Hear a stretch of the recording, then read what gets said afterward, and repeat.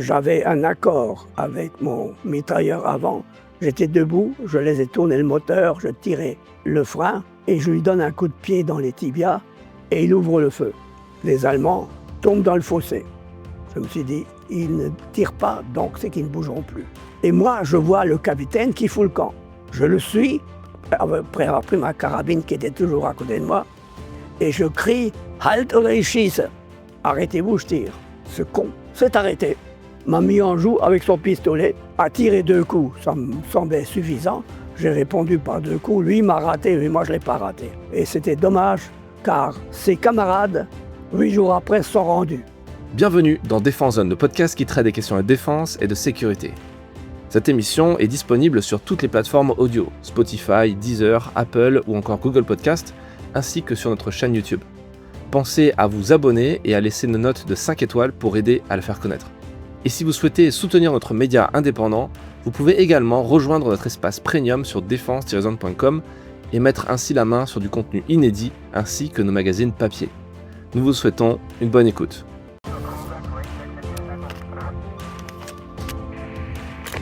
Bonjour mon colonel, bienvenue dans cet épisode du podcast. Est-ce que vous pouvez commencer à vous présenter ? Je m'appelle Achille Muller. Je suis né le 1er janvier 1925, ce qui fait que lorsque les Allemands ont annexé la Moselle et l'Alsace, j'avais juste 15 ans. Mais 2 ans plus tard, croyant toujours que nous étions français, puisque mon père, employé de chemin de fer, avait toujours l'uniforme français, nous avons vu, mon père et moi, des placards dans les rues disant « Nous vous avons fait l'honneur de faire de vous des Allemands, vous aurez l'honneur de servir l'armée allemande. » Alors là, je n'étais plus d'accord du tout.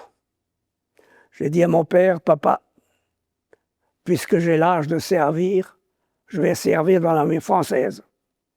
Et si possible, je vais rejoindre le général de Gaulle en Grande-Bretagne. » Là, un petit détail. Mon père croyait dur comme fer qu'il y avait un accord secret entre le maréchal Pétain et le général de Gaulle. L'un devant sauver l'honneur et l'autre sauver les meubles. J'ai malheureusement appris plus tard qu'il n'en était rien. Toujours est-il que je suis parti avec mon vélo jusqu'à Gravelotte, où j'avais un oncle. Et je lui ai dit, est-ce que tu ne connaîtrais pas un Allemand, garde-frontière, qui me laisserait aller de l'autre côté? Je lui promettrais du beurre, puisqu'il n'y en a pas en Allemagne, ou si peu.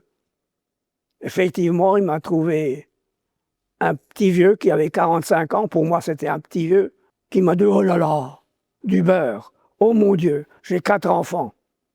Alors on s'est entendu sur la date et l'heure à laquelle je passerai la barrière. J'ai dit surtout, il ne faut pas que je m'arrête. Vous avez des amis qui eux aussi risquent leur vie en faisant ça. Il me dit, je sais bien, ils sont tous d'accord. Je suis parti, direction Jarny. La barrière s'est ouverte devant moi, s'est refermée derrière. Je n'ai même pas eu à m'arrêter. Et comme je dis pour faire rire les Saint-Cyriens, il attend toujours son beurre. En fait, j'espère bien que mon oncle en a trouvé, car il le méritait. Il a risqué sa vie pour me laisser passer. À Jarny, je me suis adressé aux gendarmes. J'ai toujours pensé que les gendarmes ne pouvaient pas trahir. Et j'ai bien fait. Ils m'ont mis dans une pièce à côté.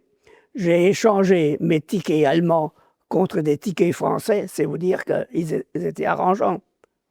Et j'ai dit, et maintenant, je veux aller en zone libre. Alors ils m'ont dit, là, ça va être très difficile, parce qu'il y a le Doubs à traverser et tous les ponts sont gardés par les Allemands. Il faut donc que tu traverses le Doubs sans passer par un pont. À toi de te débrouiller. J'ai pris le train, toujours avec le vélo, et je suis parti. À l'époque, dans tous les wagons, il y avait la ligne avec toutes les stations. Je suis donc allé au bout du train pour regarder, au bout de mon wagon plutôt, pour regarder et j'ai supposé que tel endroit était une petite gare, parce que je connaissais quand même les grandes villes, et je me suis arrêté à cette petite gare. Je suis descendu, j'ai enfourché mon vélo, et je suis allé dans le petit patelin, car il n'était pas exactement là où le train s'était arrêté. Là, il fallait poursuivre mon idée sans retour. Je me suis arrêté devant un hôtel-restaurant. Je suis entré, j'ai dit « Madame, est-ce que je pourrais manger chez vous ?» Alors cette femme, un peu plus futée que pas mal d'autres, m'a dit « Je parie que vous voulez passer de l'autre côté. » « Oui, madame. » Alors, eh bien, elle dit « Je connais un passeur. Vous allez monter dans la chambre, je vais vous porter à manger et je vais me débrouiller avec le dit passeur pour voir comment faire. » Et j'ai vu arriver un gamin qui m'a dit « Je suis le fils du passeur, vous voulez aller de l'autre côté ?»« Oui. » « Eh bien, tu prends ton vélo, tu tournes à droite, à telle heure, je serai au bord de la route. » C'est ce que j'ai fait. Et il m'a présenté à son père, lequel m'a dit « Vous n'êtes pas le seul, j'ai un couple avec 2 enfants qui passeront avec vous. » Je dis « Bien. Et qu'est-ce que je vous dois ?» Oh ben, il dit « Vous laissez le vélo, un vélo tout neuf. » J'avoue que ça m'a un peu choqué. Bon, je vais laisser le vélo, j'ai fait la connaissance du couple, j'ai vu tout de suite que c'était des Juifs, parce qu'à Forbach, il y en avait pas mal et je savais les reconnaître, d'autant plus qu'ils bafouillaient un français médiocre. À l'heure dite, le passeur me dit « Les Allemands vont sur le Doubs avec un canot à moteur, mais ils ont un défaut, ils passent toujours à la même heure. Alors il suffit d'attendre qu'ils soient passés et je vous ferai passer de l'autre côté. » On traverse un bois, j'avais de la boue jusqu'aux chevilles. Imaginez la brave femme et l'homme avec leurs gosses. J'entendais le bruit des succions. J'ai dit « Madame, enlevez vos chaussures à talons. Vous ne pouvez pas marcher, il vaut mieux être pieds nus qu'avec chaussures à talons. » Ce qu'elle a fait. Puis j'ai dit « Les pauvres, ils ne savent pas marcher dans la gadoue. » J'ai pris le plus petit sur les épaules qui me tenait par les cheveux, l'autre sous les cuisses dans mon dos et il se tenait à mes épaules. Et en avant, veuillez me suivre. On est arrivé au bord de l'eau et là aussi, en face, quelqu'un a crié « Ça y est, ils sont passés !» parlant des Allemands. Et je vois arriver un bateau à rame. On monte à bord, on va de l'autre côté. Je trouve un deuxième fermier qui nous donne les moyens de nous nettoyer les pieds, les chaussures et les chaussettes. Après quoi, il me dit « Bon ben, vous me devez tant. » Je dis « Quoi ? J'ai donné mon vélo de l'autre côté et vous voulez quelque chose, vous aussi? Vous ne voulez pas partager avec l'autre ?» Ah, il m'a dit « Non, c'est comme ça, c'est un arrangement. » Alors, le mari a dit « Ne vous inquiétez pas, je paie pour vous. » Merci, monsieur. Après quoi, le lendemain matin, j'ai dit « La première gare sur la route, c'est à gauche ou à droite ?» Il me dit « Vous tournez à gauche, à une 15 ou 20 kilomètres, je ne me rappelle plus. Et vous trouverez une gare. » Je suis parti, j'avais déjeuné, et j'ai trouvé une gare.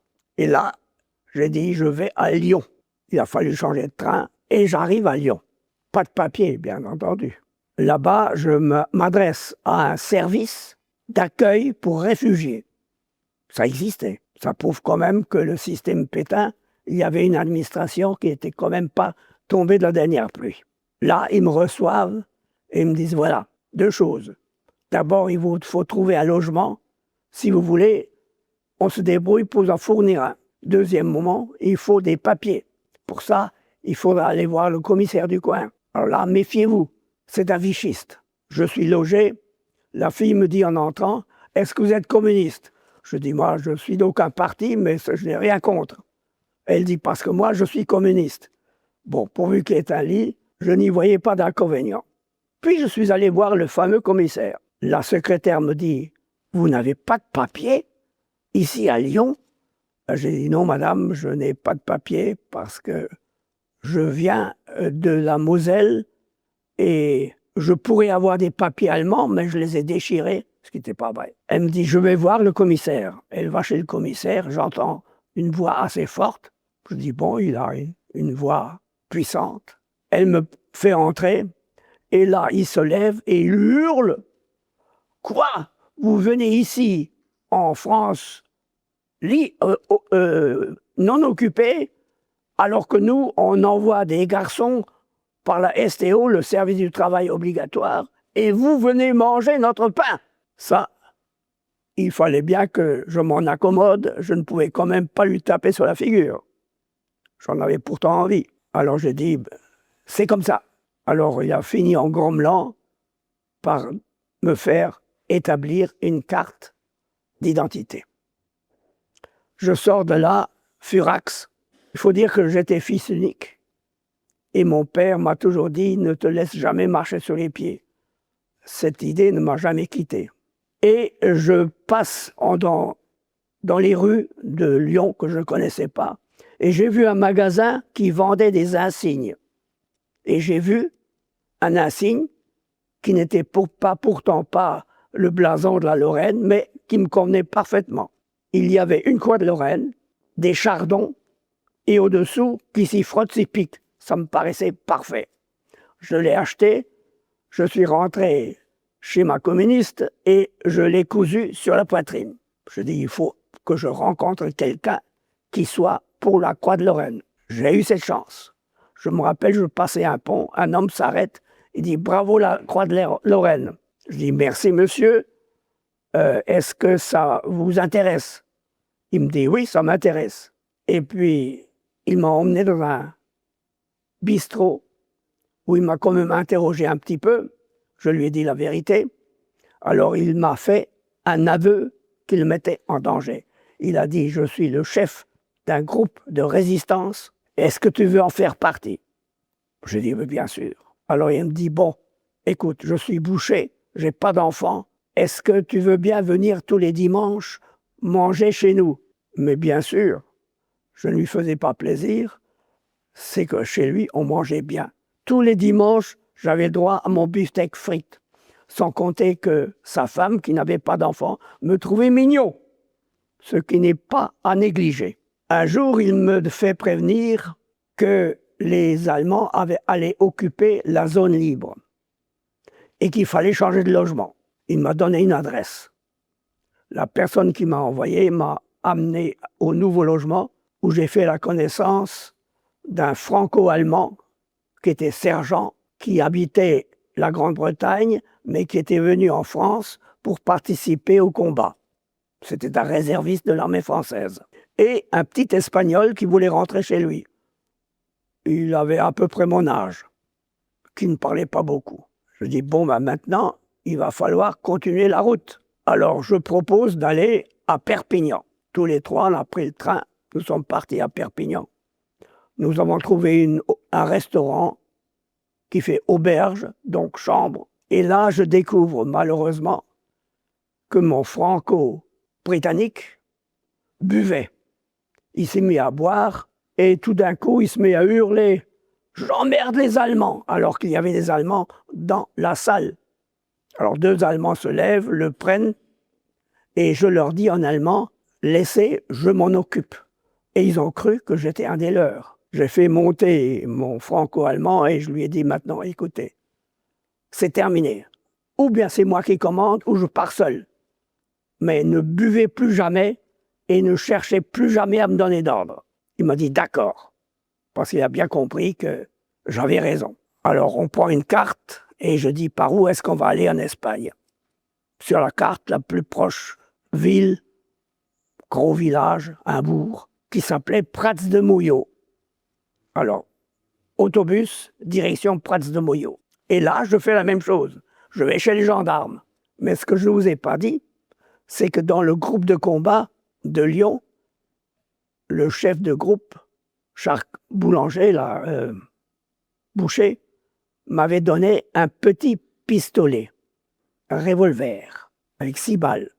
Il n'en avait pas plus. Je montre aux gendarmes mon revolver. Ils me disent, écoute, si tu parviens à traverser, je crois que le passeur est un homme de confiance, mais on ne sait jamais. Garde le revolver et quand tu seras de l'autre côté et que tu seras sûr d'être en sécurité, tu le lui donnes et tu lui dis de nous le ramener, comme ça nous saurons que tu es arrivé. Merci beaucoup. C'est ce que j'ai fait. En cours de route, j'ai senti un moment de flottement parce qu'il y avait des patrouilles allemandes et des patrouilles de la Guardia Civile espagnole qui, je savais, m'auraient fait arrêter, m'auraient arrêté et m'auraient mis en prison. C'est ce qui est arrivé avec tous ceux qui se sont fait prendre. Alors j'ai dit au bonhomme, voilà, on va passer un contrat. Et je lui montre mon revolver. Je dis, là-dedans, il y a 6 balles. 5 pour ceux qui essaient de m'arrêter parce que je ne me laisserai pas prendre sans me défendre. Et si par hasard, vous me lâcheriez, il y en a une pour vous. Il a fort bien compris. Et pour plus de sûreté, la nuit, je le tenais par son ceinturon, derrière lui dans la paille, pour être sûr qu'il ne se lèvera pas sans que je le sache. Il n'a pas bougé. Nous sommes arrivés de l'autre côté. Et là, comme je n'avais pas d'argent espagnol et que je n'avais pas envie de lui donner de l'argent français, j'ai dit, vous allez me prendre un billet de train pour Barcelone. Il l'a fait, je ne l'ai pas payé et j'ai pris le train. Ainsi, Barcelone, consulat britannique, Madrid, consulat britannique. Et à Madrid, on me loge d'abord chez un ouvrier. C'est là encore que j'ai vu la pauvreté de ces Espagnols ouvriers. Il construisait lui-même sa propre maison, mais il n'avait pas encore de quoi se payer des fenêtres. Alors il y avait des sacs en patates qui servaient de fenêtres. Et sa femme qui était payée, ils étaient payés par le consulat pour me nourrir, me nourrissait comme dans un grand hôtel. Elle était derrière moi, me passait l'assiette, reprenait l'autre assiette de l'autre côté. J'ai trouvé ça aimable, tout en regrettant la pauvreté de ces gens. Puis, j'ai été logé chez un bourgeois. Et il y avait une personne qui s'occupait de nous, qui s'appelait Brett. Non facile à retenir pour moi, puisque ça veut dire planche en allemand. Alors on m'a dit, Brett vous emmène et vous fait changer de logement jusqu'à ce qu'on puisse vous emmener vers le sud. Puis un beau jour, pas de Brett. J'ai dit au logeur, je pars à l'ambassade. Oh là là, non, ça, vous ne pouvez pas. Il ne me connaissait pas. J'ai dit, si, j'y vais. Je suis parti, j'arrive au consulat. Et ils me disent, mon Dieu, vous êtes le seul à être le rescapé d'une trahison. Brett est parti avec tous les autres, on ne sait pas où ils sont. Alors il me dit, vous allez maintenant à l'ambassade américaine. Je dis, oh, je ne veux pas aller en Amérique, je veux aller en Grande-Bretagne. Oui, mais on les a avertis, ils le savent, vous inquiétez pas, ils s'occuperont de vous. Je vais à l'ambassade américaine, ils étaient prévenus, bonjour, oui, et ils me logent dans une maison pour malades mentaux. J'arrive là-bas, je sais encore l'adresse, Calle Sagunto, le numéro, je ne m'en souviens pas. Et ce médecin m'explique, car il parlait le français, qu'il était médecin avec les républicains, mais qu'étant donné que les Espagnols manquaient de médecins, il était en liberté surveillée et qu'il avait un accord avec l'ambassade des États-Unis pour me loger. Alors il me dit quand même, il faut trouver un truc pour que mon personnel ne se rende pas compte que vous êtes un cas spécial. Alors j'ai dit, écoutez, je parle l'allemand, si vous voulez, je parle allemand. Ah, il dit oui, et puis, je dis, je pourrais être un pilote allemand qui est tombé sur la tête au cours d'un accident et qui est mis au repos en Allemagne. C'était vraiment tiré par les cheveux, mais lui, ça lui convenait. J'ai bien mangé, très bien mangé. J'allais même, parce qu'à cet âge-là, on a du toupet. Je venais d'avoir 18 ans au passage de la frontière. J'allais aux cuisines et les filles de la cuisine me faisaient goûter au repas du midi ou du soir. Puis un jour, ils me disent « Vous avez un autobus qui va partir pour le sud jusqu'à Algeciras. Je dis, mais c'est pas Algeciras que je veux aller, c'est dans la colonie britannique de Gibraltar. Il me dit, mais là, on ne peut pas passer. Personne ne peut passer. Alors, on fera le détour par Algeciras, et là, on se débrouillera sûrement avec vous pour vous mener jusqu'à Gibraltar. Ah bon? Algeciras, un jour, avec 2 garçons que je ne connaissais pas, on nous dit, vous partez vers Gibraltar. Enfin, on embarque dans un petit canot de pêche, un Espagnol qui ne parlait pas d'autre langue que l'espagnol, mais enfin, j'ai réussi à comprendre, et il nous met à l'avant, là où ils mettent les filets, les poissons, ça sentait très mauvais, mais nous étions à l'abri. Et teuf, on part vers Gibraltar. Tout d'un coup, il s'arrête. Je sors de cette petite cabine et je lui demande pourquoi il ne continue pas. Alors il me dit, non possible, je dois m'arrêter ici, je ne peux pas aller plus loin, parce que ici c'est à mi-chemin et les gardes-côtes de Gibraltar ne laissent pas passer quelqu'un vers Gibraltar. Ah bon? Alors qu'est-ce qu'on peut faire? Ah ben il faut attendre. Et moi je n'aimais pas attendre. Plus on attend et plus les dangers augmentent. Alors j'ai demandé à mes camarades s'ils n'avaient pas des allumettes. Or comme j'avais été scout avant-guerre, je connaissais le morse. Alors avec des allumettes, 3 points, 3 traits, 3 points.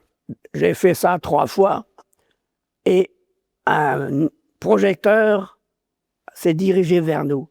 Il nous avait repérés. Alors j'ai dit aux autres, pour qu'ils sachent bien qui nous sommes, on va chanter la Marseillaise.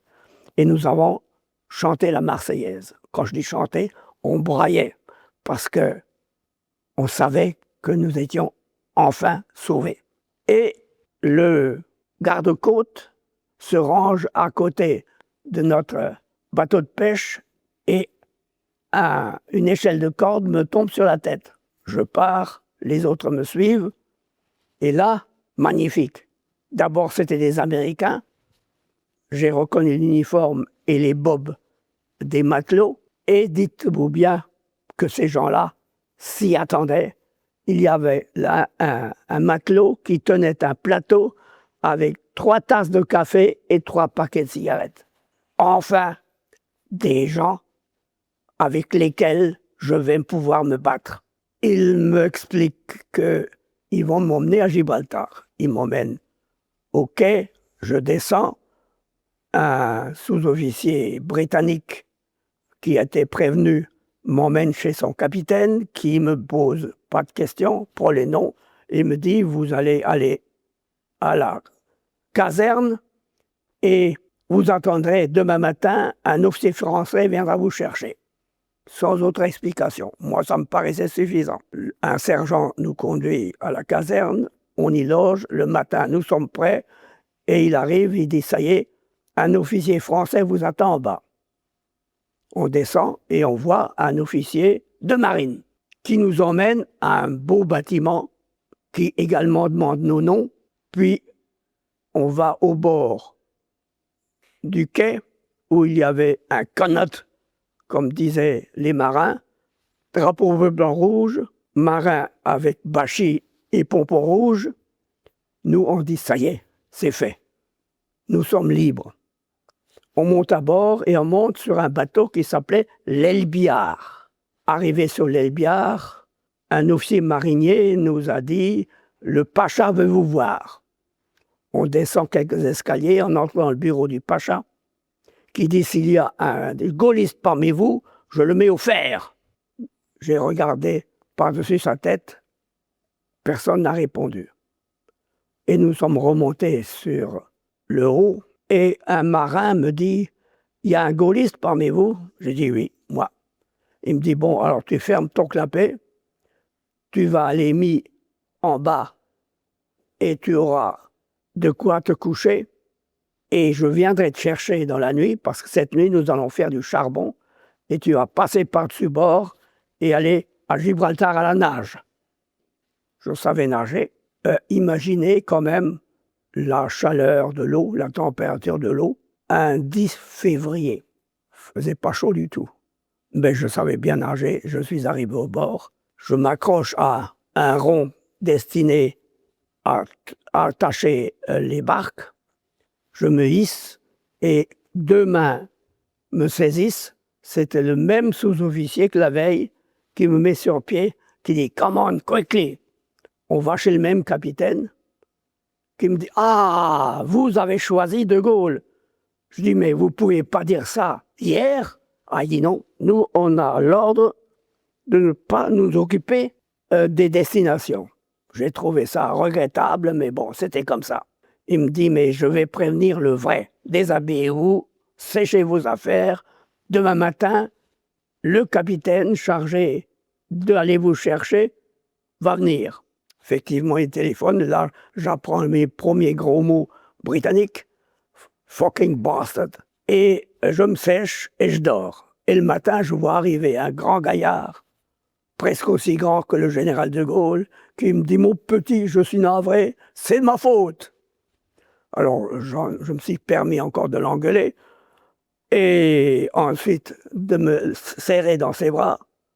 Et il m'a dit « Maintenant, tu vas signer un engagement provisoire, on va t'équiper en soldat britannique et voilà 2 petits passants de France que tu vas coudre sur ton manteau et ton blouson. » J'ai pris du fil que m'a prêté un de ces hommes, qui d'ailleurs, pendant que je cousais, me dit « T'as été dans la marine ?» J'ai dit « Non, mais j'avais une mère qui m'a appris à coudre. Elle espérait toujours avoir une fille. Elle avait un garçon, elle lui a appris à coudre. » Éclat de rire.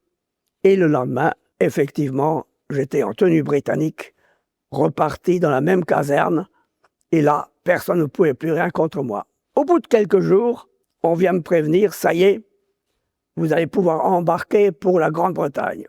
Bien, je monte à bord d'un immense navire transport de troupes, et encore un Américain. Alors je descends en bas, j'ai mon hamac, ça sentait mauvais, il fumait, je n'aimais pas ça. Alors je dis, bon ben, je vais aller sur le pont. J'ai décroché mon hamac, je suis allé sur le pont, j'ai accroché, je ne me rappelle plus trop où. Je me suis installé avec ma couverture, tout habillé, et puis je m'endors. Et à un moment donné, quelqu'un me tape sur l'épaule. « Who are you ?» Alors, je dis, « Frenchman, I want to go to Great Britain. » Alors, il regarde mes passants, et dit, « Fucking Frenchy. » Mais il m'a dit, « Stay here, tu peux rester là. » Et il a passé la consigne, sans doute aux autres officiers mariniers qui passaient sur le pont. Personne ne m'a empêché de descendre et ça a duré comme ça les 4 jours que nous avons mis pour aller à Southampton, en Angleterre, en faisant des zigzags sur la mer à cause des sous-marins allemands et un potin du tonnerre par tous les bateaux qui nous accompagnaient et qui envoyaient des bombes sous-marines. Alors j'imagine ce que les pauvres dans un bateau en métal pouvaient souffrir en bas. Je descendais quand même pour manger. La veille d'arriver à Southampton, nous n'étions plus que quelques-uns pour manger et j'ai découvert que j'avais le pied marin, alors que je n'avais jamais été sur un bateau avant. Je débarque, nous avions chacun un numéro, j'arrive sur la terre britannique et je vois un sous-officier britannique à côté d'une jeep qui écrit « Number », je ne me rappelle plus quel numéro j'avais, « Yes », et il m'emmène avec la jeep. Je lui dis « Where are we going to ?»« At Patriotic School ». Oh, j'ai dit ça c'est bien, une école patriotique, c'est formidable ça. Mais quand je suis arrivé, j'ai vu que l'école en question était entourée de barbelés avec des miradors qui tenaient des armes et n'avaient sûrement pas des cartouches à blanc dans leurs fusils. Alors je dis mais qu'est-ce que c'est? You will see. Bon, je commençais à comprendre. Bon lit, baignoire, bonne nourriture, des livres pour apprendre l'anglais. Et puis ensuite, tous les jours, 2 à 3 heures de leçons d'anglais par des bénévoles. Ils m'ont gardé 72 jours parce qu'ils étaient persuadés que j'étais un espion. Venir de la Moselle annexée par les Allemands jusque chez eux sans se faire prendre, ça paraissait énorme. Ils m'ont interrogé en allemand et en français. Heureusement que je ne parlais pas assez l'anglais, sinon ils l'auraient fait. Et puis un jour, ils ont quand même décidé que je n'étais pas un espion. Par la suite, j'ai compris pourquoi. Je vais vous le dire tout de suite pour ne pas oublier. Mon oncle de Gravelotte, un jour, à la visite de 2 personnes qui ne connaissaient pas, qui ont mangé. Et au moment où ils partaient à la cuisine, ils disparaissent. Il a dit, ça y est, je me suis fait avoir de 2 repas. Il lève les assiettes et au-dessous, il y avait des livres sterling. Il a dit, ça, c'est Achille. Et c'était vrai. Ils avaient vérifié, avant de me libérer, si mon histoire était vraie. C'est vous dire que ces gens-là étaient sérieux et faisaient bien leur travail. Ils ne sont pas allés chez mes parents. Ils sont allés chez mon oncle de Gravelotte. Ils ne voulaient quand même pas déranger mon père, qui l'a su, bien entendu, par mon oncle. J'arrive à Londres, après être sorti de ce charmant endroit, et je dis, je veux devenir pilote. Je rêvais toujours, étant enfant, d'être pilote de chasse. On m'envoie chez les aviateurs, un médecin me regarde et dit « Oh, c'est parfait, tu es petit, parce que dans les spits, le plafond n'est pas très haut, tu auras de la place, c'est parfait. Les petits sont mieux dans cet avion que les grands. » Ça m'a fait plaisir. Je passe à côté, un commandant orienteur qui me dit « Oh, tu as de la chance, tu vas pouvoir partir aux États-Unis. Avantage, les pilotes américains sont tous officiers pour la durée de la guerre, mais solde tous les avantages. » Je dis « Pardon. Et combien de temps ? 2 ans. » Ah, je dis non, parce que d'ici 2 ans, on aura débarqué. Il me dit « Personne ne sait quand aura lieu le débarquement. » Il dit « Je ne sais pas non plus, mais je ne prends pas le risque. Je préfère être simple soldat ici que sous-lieutenant aux États-Unis. » Et j'avais raison. Alors là, il m'envoie dans un camp, Kimberley, juste en face de l'école d'officiers britannique. Je me vois toujours. Ils étaient quelques-uns seulement qui venaient de Libye. Les jeunes arrivaient, mais au compte-gouttes, à ce moment-là. Je vous raconte comment je suis reçu. Je demande où est le bureau du capitaine. Alors, ils ont dit la baraque qui est là-bas. C'est des baraques en tôle. Tous les Britanniques avaient fait ce système des tôles, des poteaux en bois et un plancher. J'arrive devant la baraque.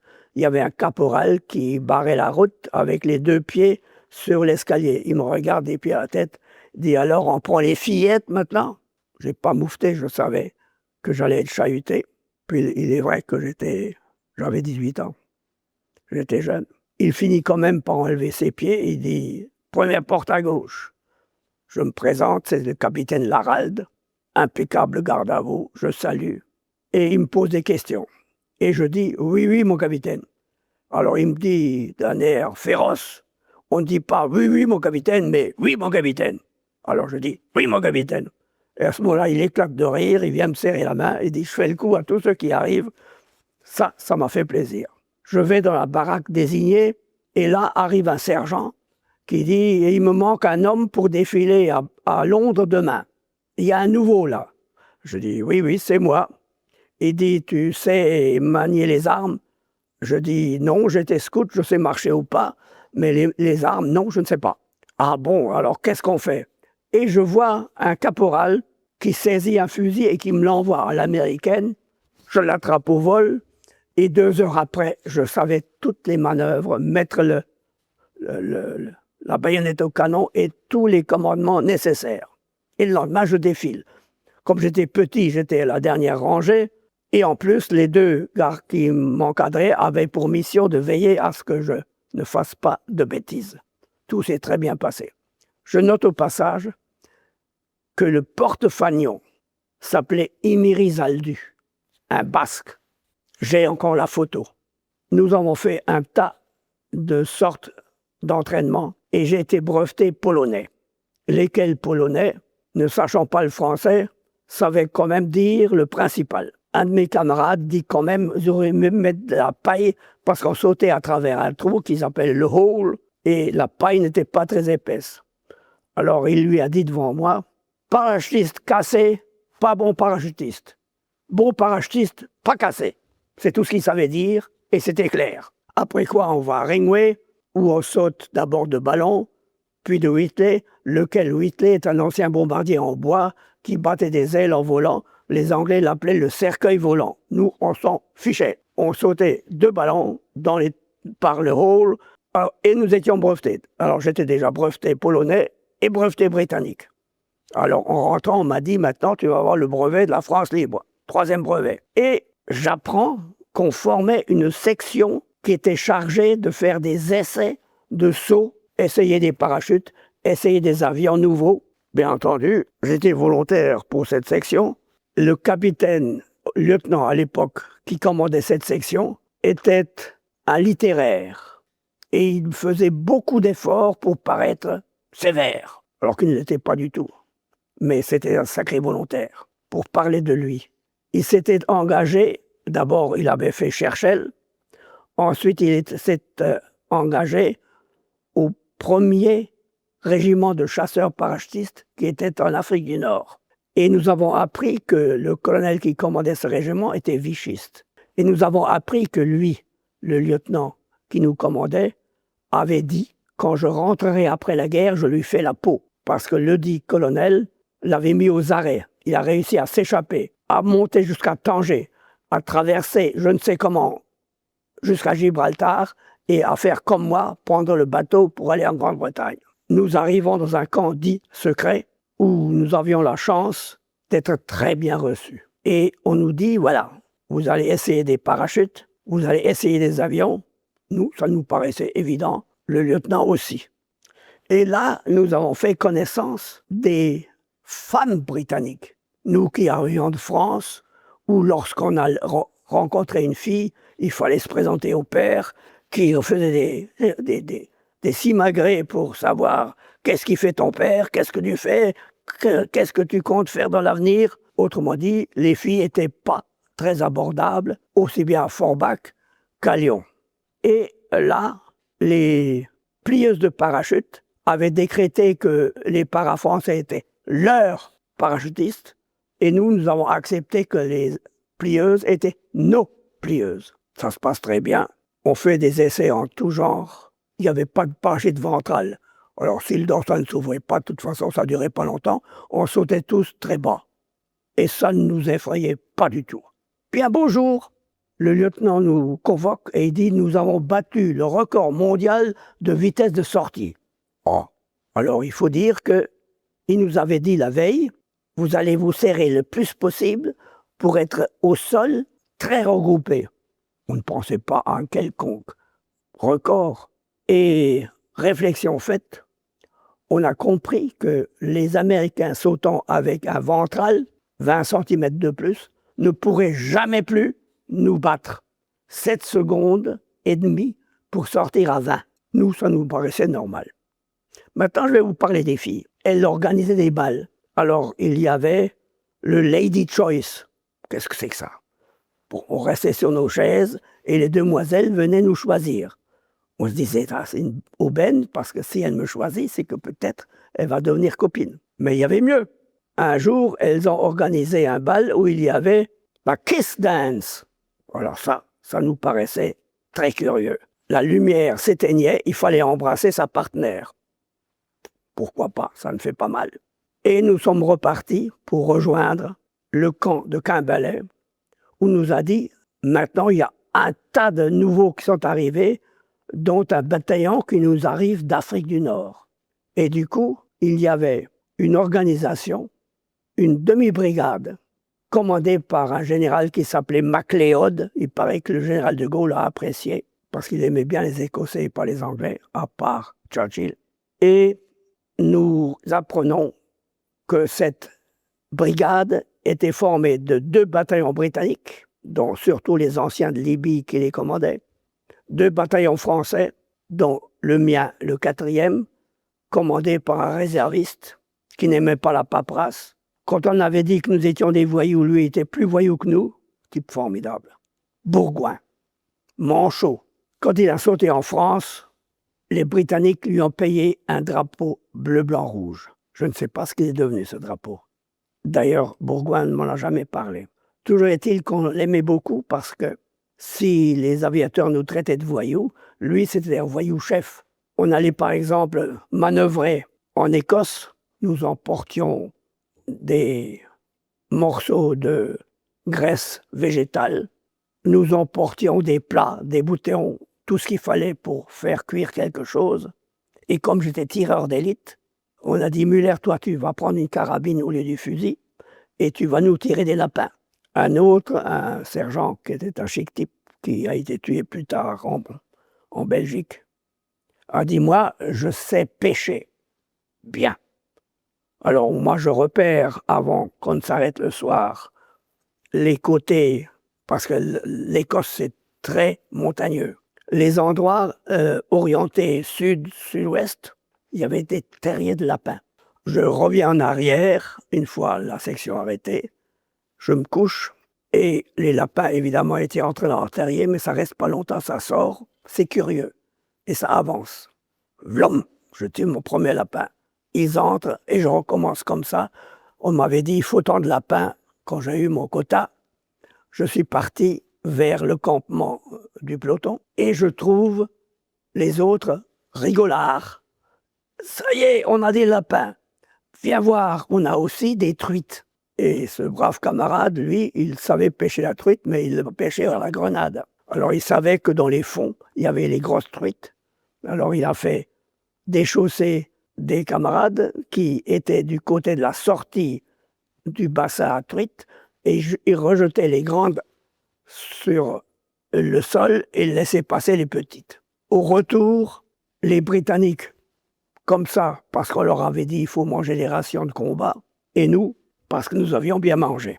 Alors vous pensez bien que le président de la société de pêche est arrivé au camp en hurlant auprès du commandant Bourgoin, lequel l'a laissé parler.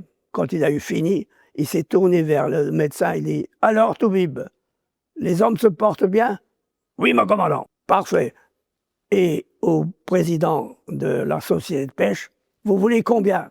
Ah, il dit « Mon Dieu, vous allez vous battre avec nous, on peut quand même... Alors qu'est-ce que vous foutez ici ?» Le type est parti, la chose entre les jambes, bien entendu, et on n'en parlait plus. C'est vous dire que Bourgoin, c'était le voyou des voyous. Et il a fait comme ça jusqu'au bout. Mon colonel, combien de temps a duré cette formation en Écosse ? Je ne saurais vous dire. Je suis arrivé là-bas, je crois, j'étais breveté en mai, et la durée de l'entraînement a dû durer en tout, c'était mai 43, 1 an et demi. Je vous fais grâce de tout ce que nous faisions faire. Course, marche d'endurance, 40 km, marcher, courir, avec sur le dos un sac de 35 kilos. Il pesait avant notre départ. Et un Britannique chronométrait. La petite histoire. Un jour, mon ami Schweitzer, un Alsacien, dont le fils vient encore me voir chaque année, me dit « Achille, j'ai la fièvre, je ne vais pas pouvoir le faire. » Je dis « Tu le feras, tu ne vas pas te laisser éliminer. » Parce que quand on ne pouvait pas, élimination. Et c'est ce dont nous avions tous peur. Alors, avec 2 camarades, j'ai dit « Voilà ce qu'on va faire. Vous deux, vous le prenez sur le côté, qu'il ne tombe pas ni à droite ni à gauche. Moi, je le tiens par la ceinture, je le pousse dans les montées et je le retiens dans les descentes. » J'étais jeune, j'étais fort, et les 2 copains aussi. Et nous sommes arrivés, tous ayant réussi l'exercice obligatoire imposé par les Britanniques. Et là, je vais vous donner un petit renseignement. Un jour, je vois arriver un capitaine britannique avec son stick sous le bras, qui dit « You are H. Muller? »« Yes, sir. »« Vous vous souvenez d'un monsieur Brett? »« Monsieur Brett? Ah oui. »« Nous l'avons trouvé. » Et j'ai dit « 12 bullets? »« Certainly, certainly. » Ils l'avaient trouvé, ils l'ont flingué, et il n'y a sûrement pas une plaque tombale sur sa tombe. Il ne pardonnait pas aux traîtres. Dans chaque bataillon, le patron désignait les chefs de stick. Et il a désigné aussi un Saint-Cyrien du nom de Baudolec comme chef d'escadron. Les sticks se forment et moi, je me fais appeler par Baudolec. Il me dit « Muller, tu permets que je te tutoie ?»« Oui, mon lieutenant. Tu vas être le chef de ma voiture parce que je sais que tu parles l'allemand, l'anglais. Et moi, à Sire, j'ai bien appris une langue étrangère, mais je ne suis pas doué. Alors, j'ai besoin de toi. » J'espérais que nous partirions en même temps que les autres, mais non. Pour une fois, la cavalerie partait en dernier. Un jour, nous descendons en direction un camp secret, avec nos jeeps, moi en tête. Et là, j'apprends quelque chose. On nous fait entrer dans une tente où chacun choisissait l'arme qu'il préférait. Il fallait prendre une carabine, crosse pliable, un Colt, bien entendu, dont nous étions déjà servis, la carabine aussi, moi en tous les cas, un couteau de tranchée, acier très dur. Alors j'ai dit, qu'est-ce qu'on fiche avec un couteau de tranchée pour ouvrir les boîtes? Oui, et éventuellement prendre un Allemand par le gorge et lui couper. Je n'ai jamais eu à le faire.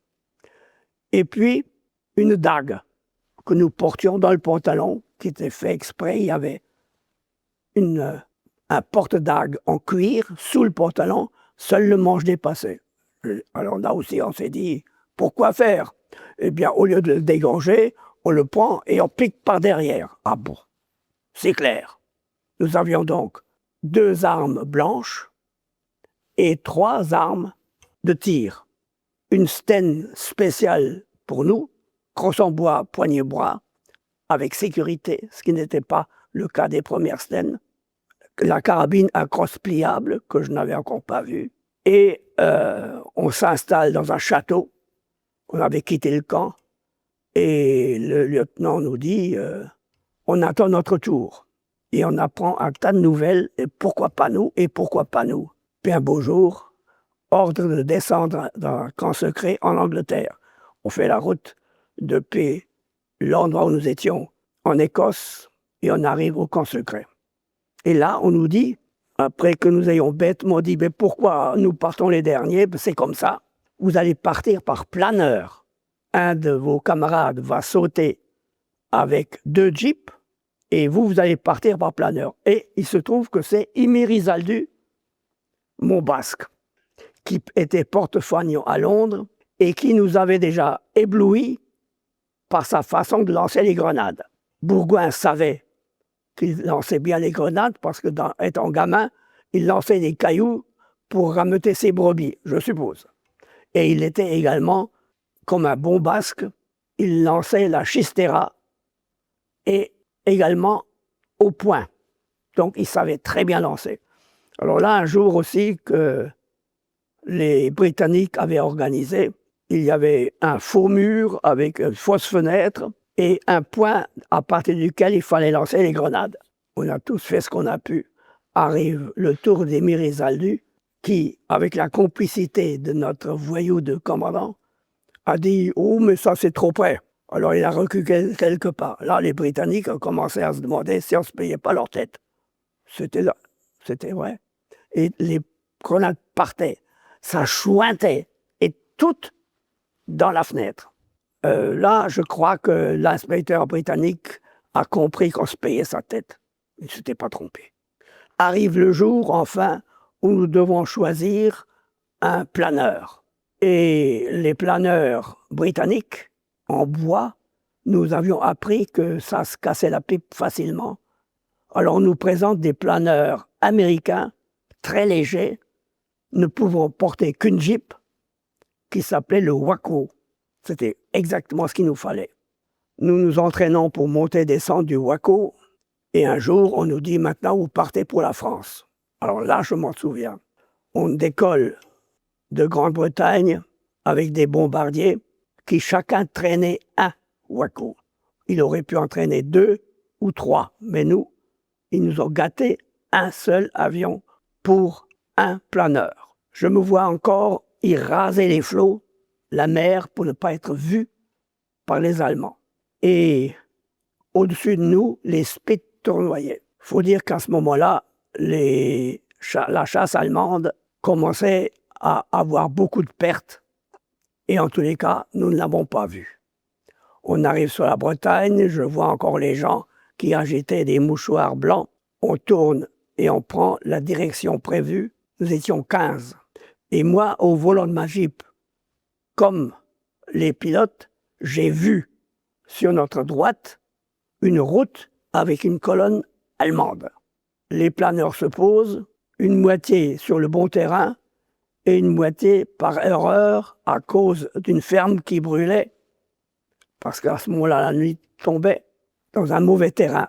C'était un verger qui, heureusement, les Bretons avaient planté en les alignant. On a pu se poser entre deux rangées de pommiers.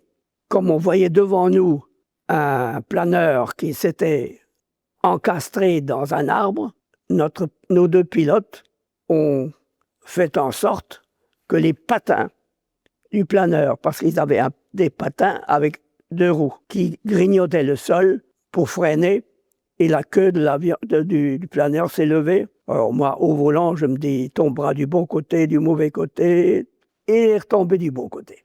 J'ai fait le nécessaire, mes deux mitrailleurs avaient arrimé de chaque côté la Jeep. Beaudolec derrière était chargé d'accrocher le câble que je devais tirer avec grabotage première pour ouvrir l'avant du planeur. Ce que nous avons fait, les pilotes ont enclenché l'avant pour qu'il ne retombe pas et m'ont fait signe que je pouvais descendre. J'ai reculé, Beaudolec a décroché ma Jeep et je suis descendu à terre. Première chose que je fais, je saute de la Jeep et j'embrasse le sol de notre France. Vous n'imaginez pas l'émotion. Et Beaudolec, qui n'était pas doué pour l'émotion, me dit « Qu'est-ce que tu fais ?» J'embrasse la terre de France. « Ah bon ?» Je dis « Mais c'est pas tout, les Allemands sont là, pas loin. Alors il y a intérêt à se tirer vite fait. » Là, il comprenait quand même bien. À Saint-Cyr, on lui avait appris à avoir des initiatives et on s'en va. Tout le monde nous suit. Les murettes en pierre que les Bretons avaient entre les champs avaient été dégagées par Imirizaldu, ses hommes et des partisans. Et nous sommes arrivés sur la route du premier village qui s'appelait Loco-Almindon. Et par habitude, je me gare à gauche et tout le monde derrière moi à gauche. Et j'entends Imirizaldu qui crie « Hé Muller, nous sommes en France, on roule à droite et on s'arrête à droite. » Je me déplace, je me mets à droite, tout le monde me suit, tout le monde éclate de rire, sauf Imi, c'était pas le type à rire. Et alors là, je m'arrête, Imi disparaît, j'avais sur ma Jeep un des blessés du planeur qui nous avait précédés, je ne l'ai jamais vu. Moi, je m'occupais de la route, je regardais devant, je m'occupais de mon véhicule, ce sont mes mitrailleurs qui s'en sont occupés. Il paraît qu'ils l'ont emmené sur la rivière d'Etel, pour aller le cacher Dieu sait où, chez les bonnes sœurs probablement. On débarque, on passe le pont de la rivière d'Etel qui faisait un lac à l'intérieur des terres. Et on trouve Bourgoin. Alors il dit, mon pauvre Beaudolec, c'est moi qui vais commander votre escadron. Beaudolec était déçu, mais un commandant qui donne un ordre, il n'y a pas à discuter. Un Saint-Cyrien ne discute pas. Et effectivement, on a reçu des missions, une Jeep, 2 Jeeps, 3 Jeeps, formidables. En quelques jours et quelques nuits, nous avons fait un tas de choses étonnantes. Je vais vous en raconter 2. La première, on longe, sur ordre du patron, le bord d'un ruisseau. De l'autre côté, il y avait une route, nous étions sur un chemin et il y avait des peupliers. Et à travers les peupliers, je vois que c'est un convoi allemand. Alors je me tourne vers Beaudolec, je dis, mon lieutenant, il faudrait peut-être passer par-ci, par-là et les prendre par derrière. Et là, il a une réaction qu'il a probablement toujours regrettée. Il dit, tu veux mes galons? Non, mon lieutenant. Il n'a plus jamais dit ça, il a dû se dire, j'aurais mieux fait de me taire.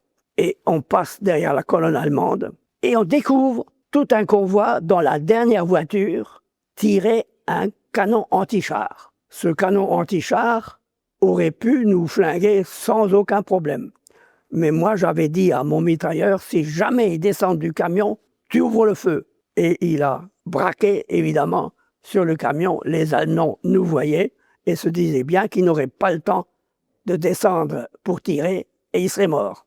Et là, il m'arrive quelque chose de curieux. J'étais arrêté, puisque le convoi allemand était arrêté, et je vois arriver de ma gauche une bonne sœur, avec noir et le petit bidule blanc sur la tête. Et elle crie « Vive les Américains !» Je dis « Ma sœur, nous sommes Français. Alors vive les Français !» Et alors quelque chose d'inattendu, elle me prend la tête et elle m'embrasse sur la bouche. J'ai dit « Ma sœur, retournez vite d'où vous venez, parce que la guerre n'est pas finie. » Elle est partie comme elle est arrivée. Et je me tourne vers mon mitrailleur, je dis « Tu as vu ?» Il me dit « Ben oui, elle t'a pris pour Jésus. » Bon, on continue et on lâche les Allemands qui se dirigent vers une direction, il nous avait été dit de les quitter à ce moment-là. Deuxième petite histoire, et j'arrêterai pour la Bretagne. Un jour, le commandant dit « Baudolec, vous allez reconnaître Quiberon. Il y a certainement des Allemands à Quiberon. » Je pars, on prend la route de Quiberon, et à l'entrée de la route à gauche, il y a un fortin. Baudolec savait que j'avais un bon flair. Il me dit « Va voir », parce que je lui avais expliqué un jour que je pouvais au nez savoir quel était l'occupant d'un bunker. Parce que les Français sentaient la vinasse, les Allemands sentaient le cirage, et les Britanniques et les Américains avaient un désinfectant qui n'avait pas la même odeur. Je pouvais dire lequel des quatre pouvait occuper. Je suis revenu en disant « Ce sont les Allemands, ça sent le cirage. » Bien, on continue. Et on tombe devant un champ de mines, à ciel ouvert, pas camouflé. Et c'était des tellermines que nous avions étudiées en Grande-Bretagne. C'était très dangereux, mais c'était des mines anti-chars.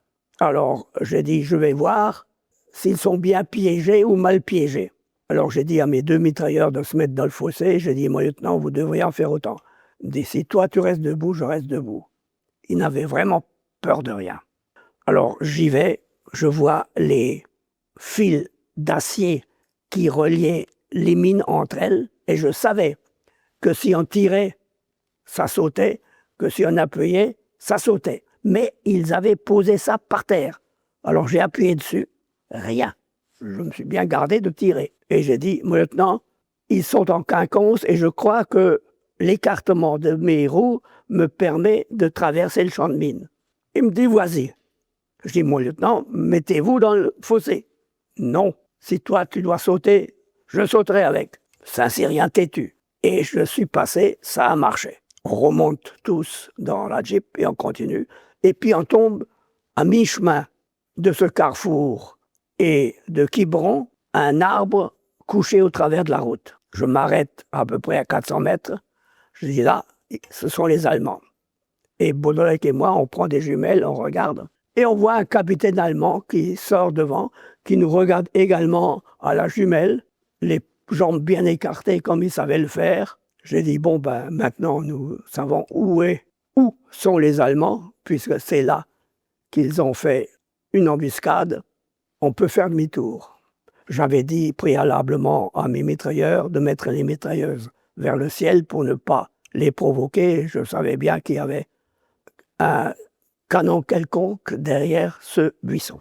En fait, j'ai appris des années après qu'il y avait aussi un canon qui visait les mines. Mais bien après la guerre, j'ai appris ça avec photo à l'appui. On ne s'en était pas aperçu ce jour-là. Et nous rentrons pour rendre compte au commandant. Et je m'arrêterai là pour ce qui est de la Bretagne. Puis nous allons à Vannes, qui avait été prise par les Américains qui ont foutu le camp. Et ça, c'est un souvenir. Un jour, bien après la guerre, j'ai trouvé une photo qui maintenant est connue de tout le monde.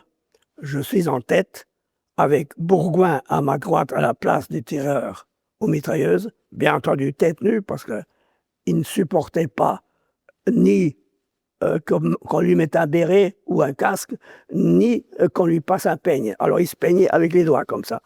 Et on lui coupait les cheveux, il avait les cheveux ondulés, ça lui allait très bien. J'ai encore les photos. Là commence une autre histoire.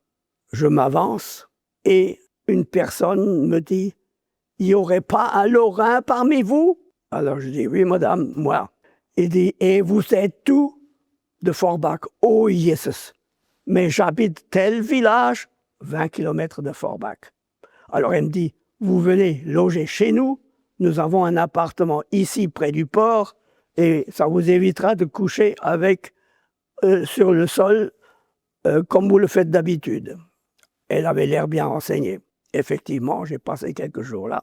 Puis nous avons reçu notre mission, c'est de partir sur la Loire en flanc-garde sud des Alliés qui allaient vers Nevers et qui ne devaient pas franchir la Loire. Tout s'est bien passé jusqu'à un jour où nous tombons sur un pont dont nous avions besoin et il y avait des Américains qui avaient placé des charges. Alors on monte sur le pont, le lieutenant américain arrive, Baudolec me fait signe de lui demander ce qu'il voulait et l'Américain me dit « nous devons faire sauter le pont ». Je traduis ça à Baudolec qui lui a dit « dis-nous qu'il nous fait chier, que nous avons besoin de ce pont et que s'il le faisait sauter, il nous ferait sauter avec ».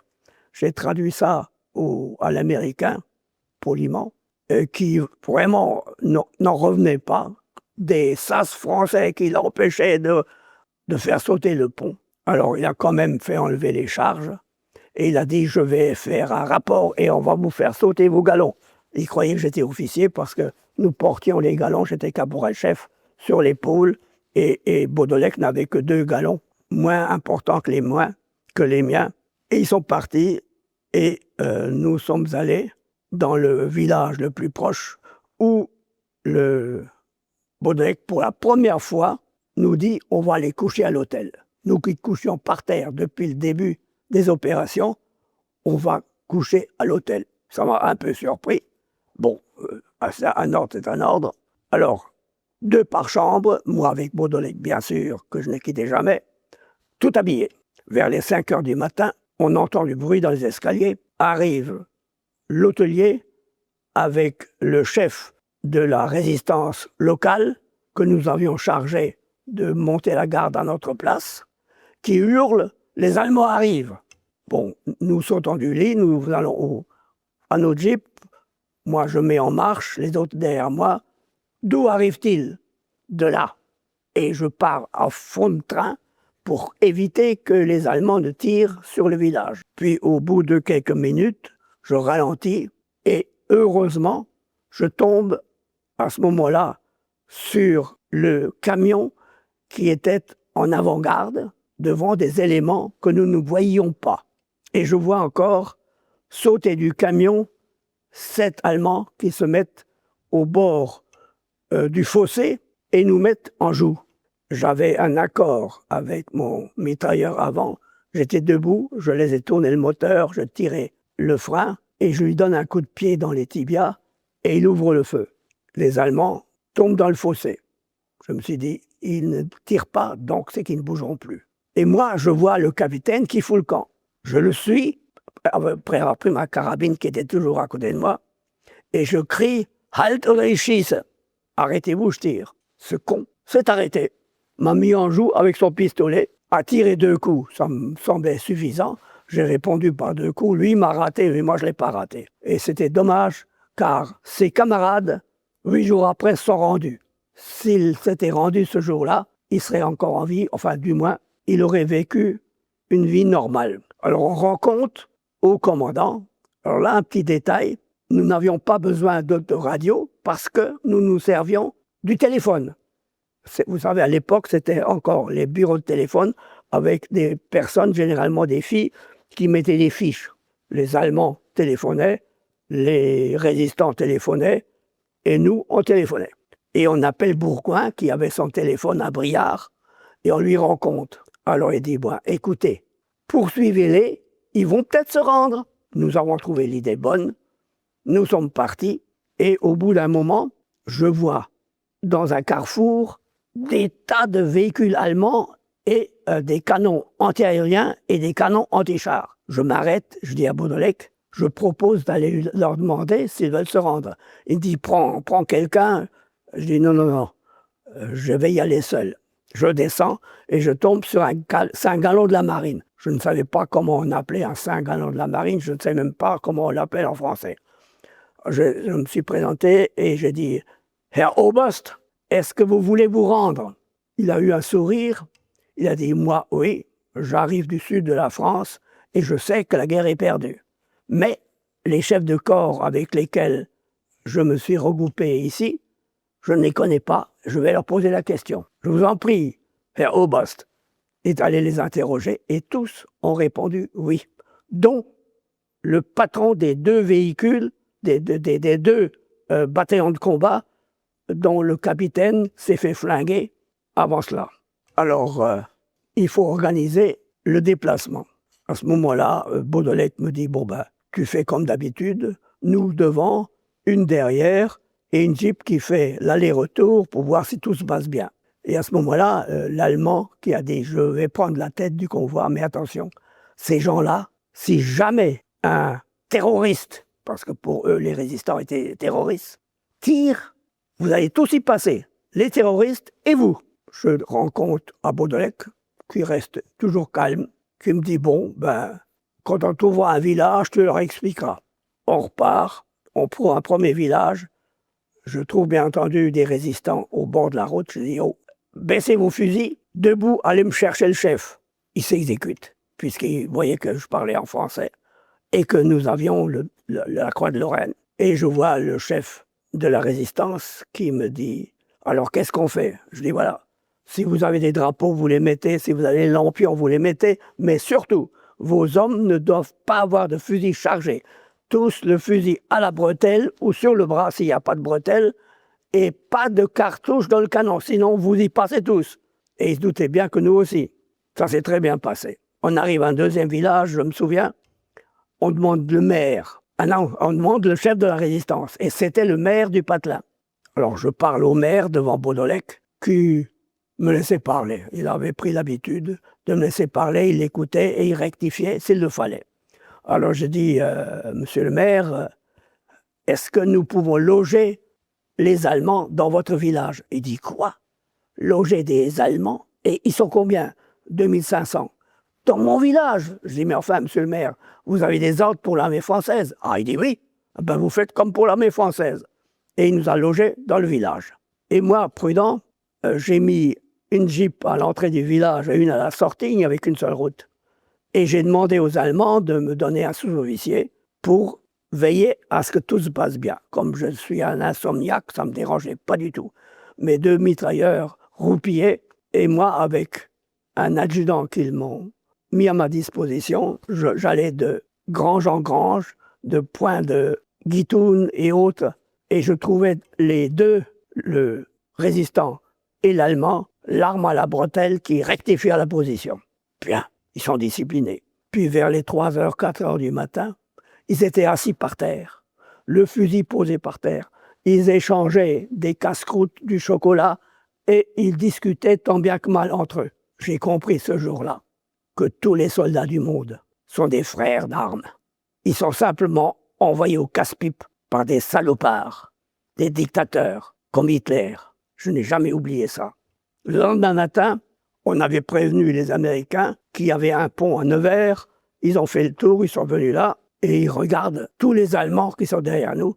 Ils disent, non mais, vous n'avez pas pris leurs armes? J'ai dit, nous avons 3 jeeps, comment voulez-vous qu'on prenne leurs armes? Alors là encore, Baudolec, toujours aussi grossier, m'a dit, dis-lui qu'il nous fait chier et qu'on a autre chose à faire.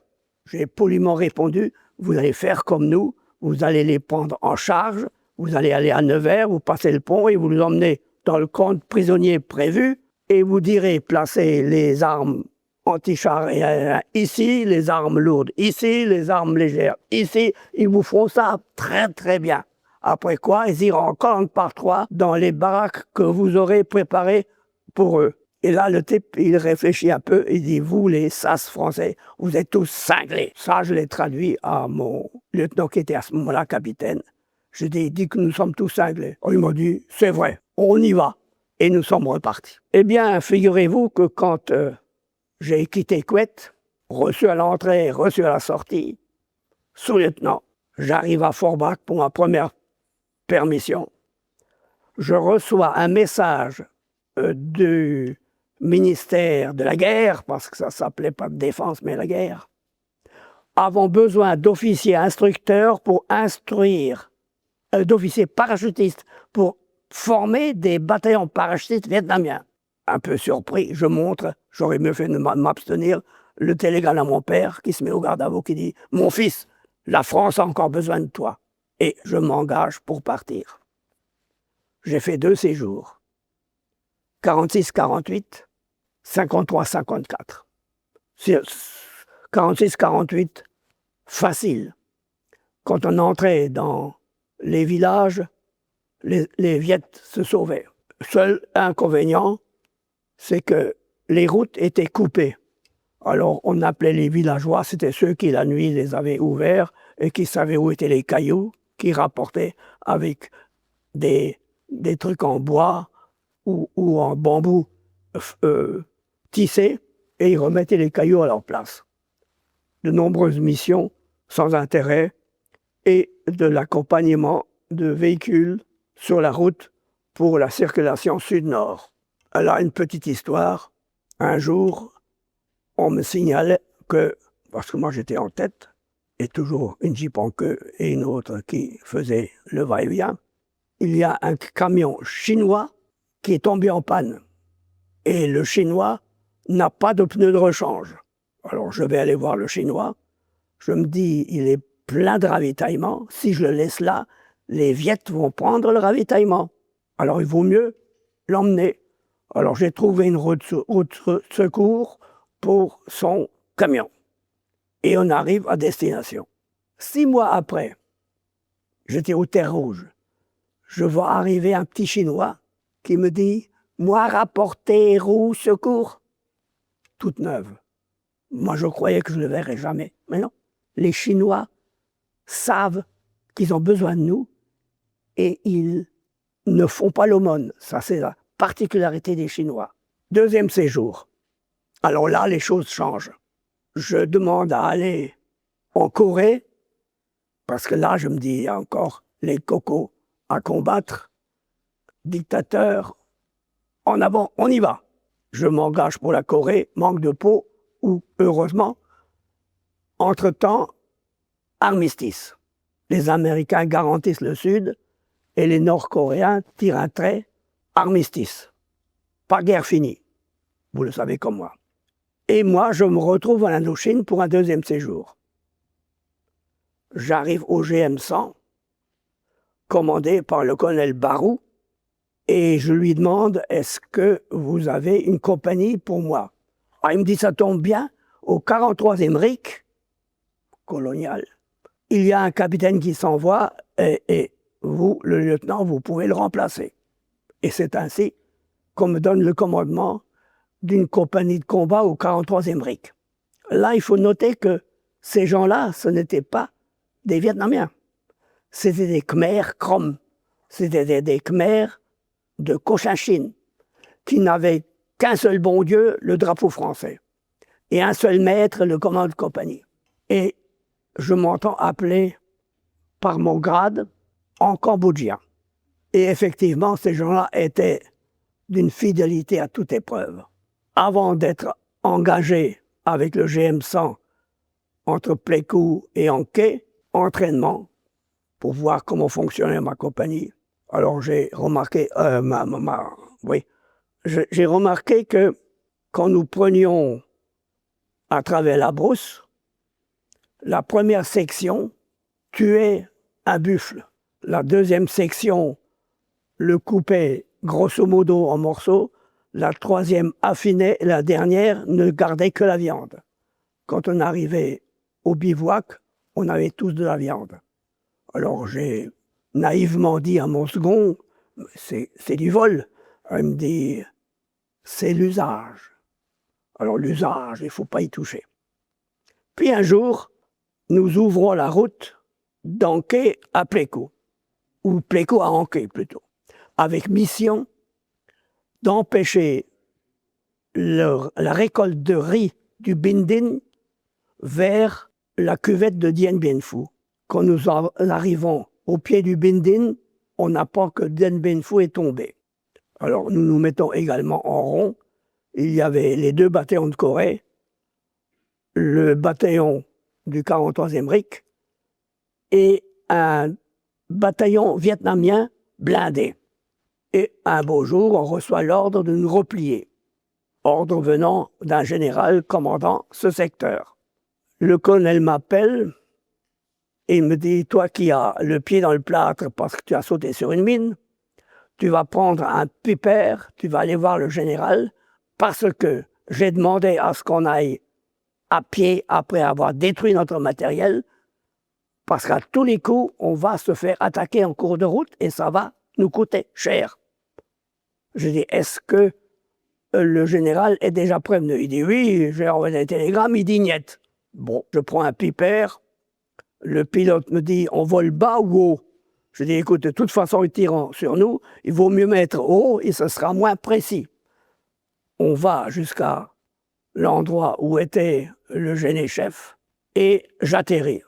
Une jeep m'attendait, je vais au bureau du général et je vois encore un colonel, chef d'état-major, qui me dit « Le général refuse de vous recevoir ». Je dis « Mais enfin, mon colonel, il est prévenu ». Il dit « Oui, oui, et je sais pourquoi, mais il ne veut pas changer d'opinion. Vous devez faire ce qu'il vous a ordonné ». J'avoue que j'ai failli lui entrer dans le lard, tellement j'étais furieux. Il m'a dit « Ne vous énervez pas, je n'y peux rien, vous n'y pouvez rien, retournez et dites à Barou d'exécuter les ordres ». Bon, j'ai repris mon pipère, même truc, j'arrive à Anquet et je dis « Mon colonel, voilà la réponse ». Il me dit « Quelle bande de cons !» Des cons. Et il avait raison. Alors il a donné les ordres pour le départ vers l'ouest, en sachant que nous allions être attaqués en cours de route. Et il a dit, celui d'entre vous qui tombe dans l'embuscade doit tenir pour que les autres puissent détruire leur matériel et prendre la brousse. Qui croyez-vous qui est tombé dans l'embuscade? Bibi. Toute ma compagnie est passée, il ne restait plus que 6 hommes. Les ordres sont les ordres. J'ai quand même décroché le bigophone en disant « Est-ce que les ordres sont maintenus ?» Ordre maintenu.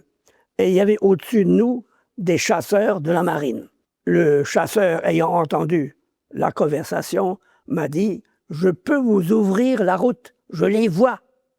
Nous allons mitrailler devant nous. » J'ai dit « Navré, mes ordres sont de rester, mais videz vos chargeurs sur ceux que vous voyez. » Alors les chasseurs ont piqué, ils ont tué un tas de monde, sûrement. Et moi, mes hommes se sont battus comme des lions, jusqu'à ce que le dernier caporal me dise « Plus de munitions. Sarpi. » Il m'appelait Sarpi. Alors je dis « Ben, on va s'en rendre. 6 hommes et moi. » Je prends le PM de mon adjudant qui a été tué à côté de moi. Je me lève, je vais sur la route, les tirs s'arrêtent. Je tire dans ma Jeep pour qu'ils ne puissent pas l'utiliser parce que nous avions nos véhicules avec nous. Je tire dans mes postes radio pour qu'ils ne puissent pas les récupérer. Je tire ensuite autour de moi avec un deuxième chargeur, toujours pas de réponse. Et je jette mon PM par terre. À ce moment-là, ils se sont levés. Le plus proche était à 10 mètres de moi, dans les hautes herbes, baïonnette au canon. Et ne me mettait même pas en joue. Je dis quand même là, il y a quelque chose de bizarre. Et je vois arriver un grand gaillard qui sautillait. On disait « Oh, bravo, votre compagnie s'est bien battue. » J'ai failli vous dire « salopard » et mes morts et mes blessés. Je me suis abstenu.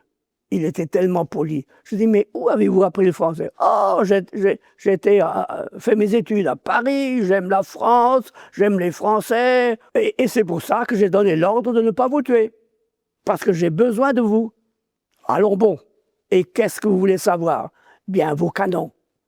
Et j'aimerais bien que vous me montriez comment on s'en sert. » Je dis « Nos canons ne peuvent plus servir.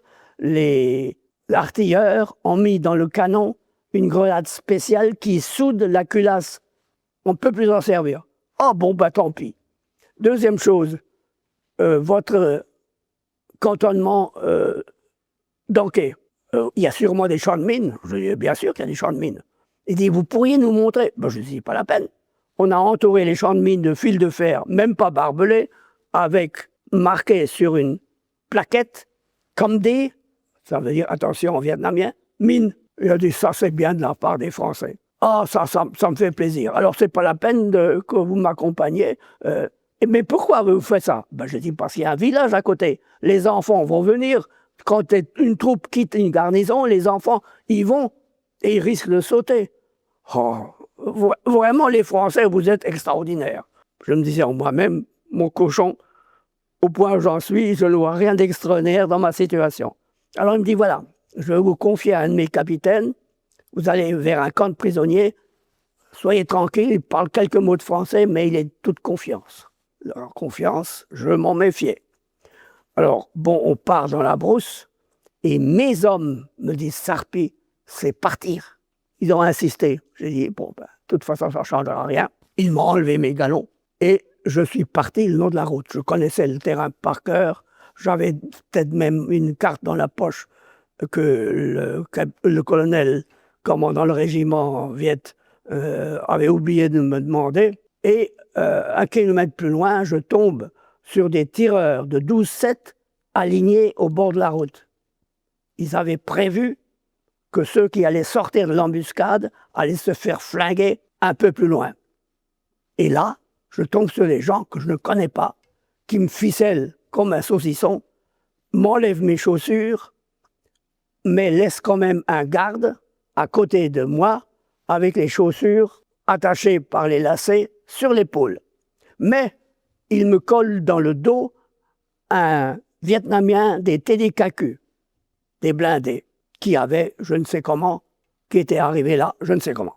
Et ce brave type pleurnichait. « Oh, mon lieutenant, on va se faire tuer. Ah !»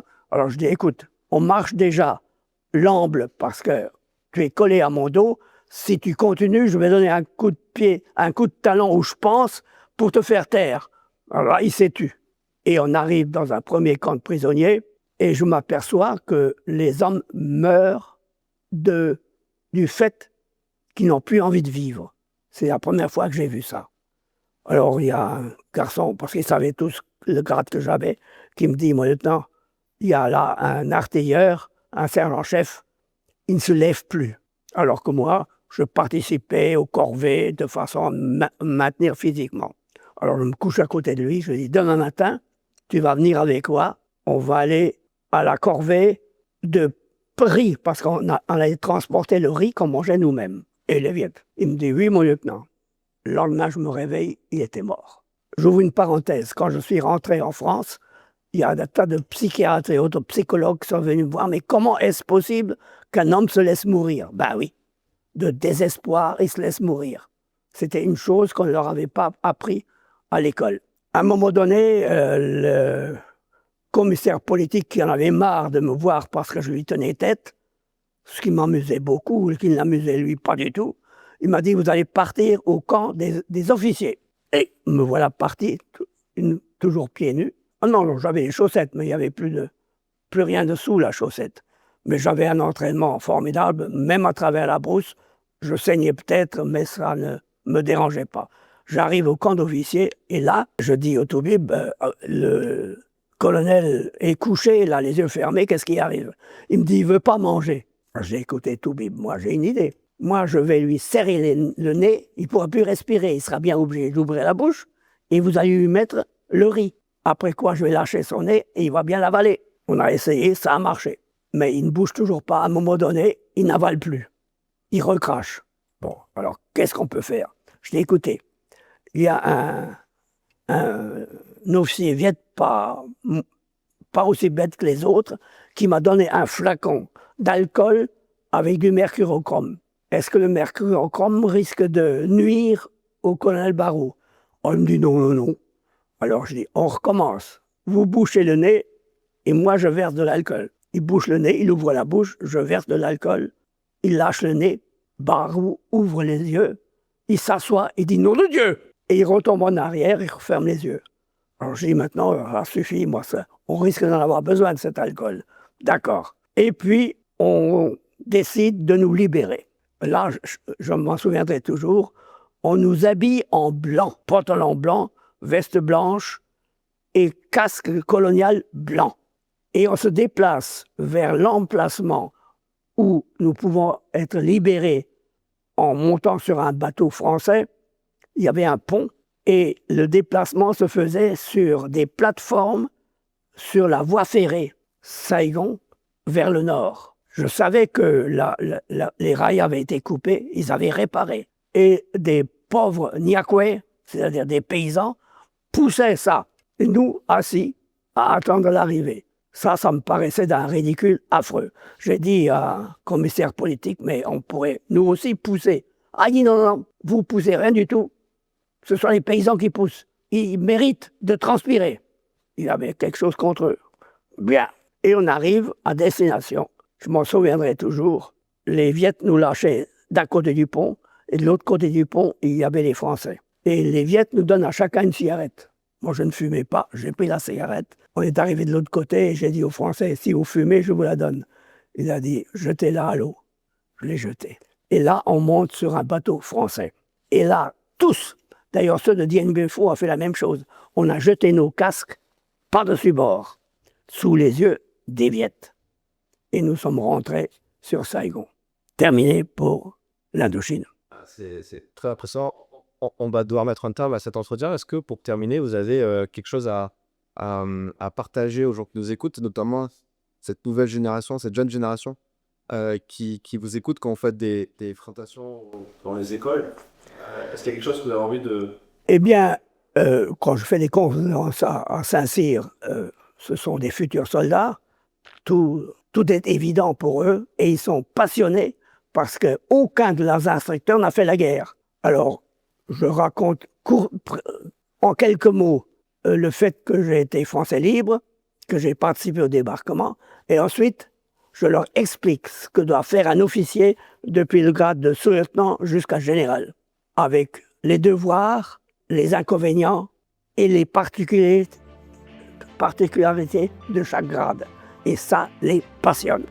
Merci, mon colonel, pour cet échange. Le plaisir est pour moi.